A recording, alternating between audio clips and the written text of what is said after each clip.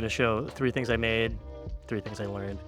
So first, here's what I made, a Final Fantasy VII save point. Final Fantasy V was the first Final Fantasy game that I played.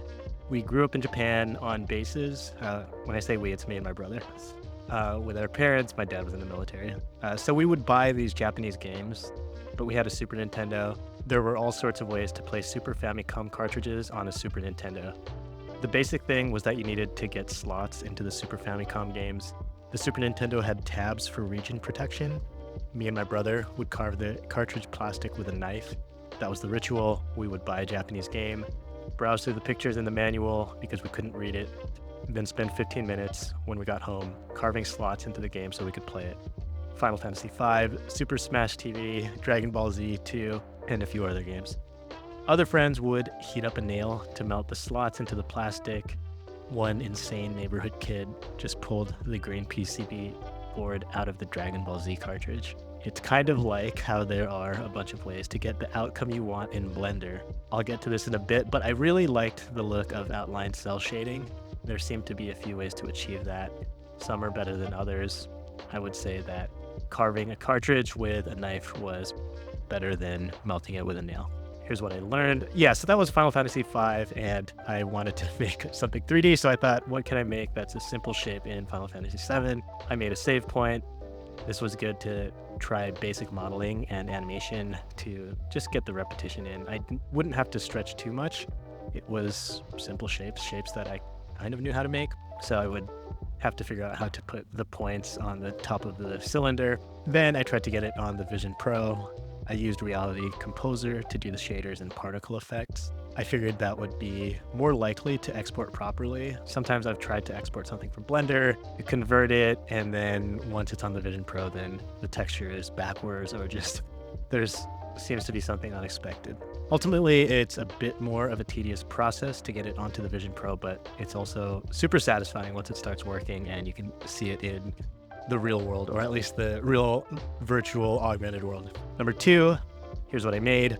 The right side of a Super Famicom controller and the right side of a SNES controller. You might be thinking, why just the right side? I was inspired by this capsule machine from a trip I took a couple months ago with my wife.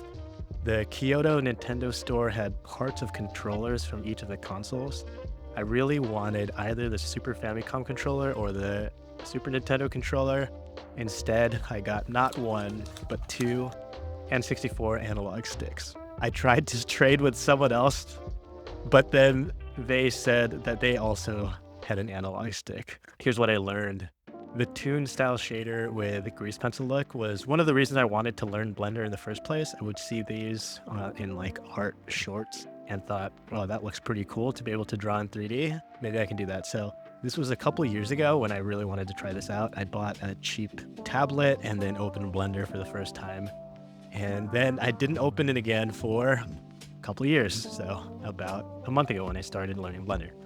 I followed a tutorial to get it working on a previous file that just had a bunch of shapes that seemed to work. So I tried it on this model of the 2 controllers. I also tried to create this concave surface. I made a short about how Miyamoto liked the concave convex differentiation that the American industrial designers for Nintendo added to the Super Nintendo controller, but he still preferred the Super Famicom controller's colors where all 4 buttons had a different color. The American controller had 2 shades of purple.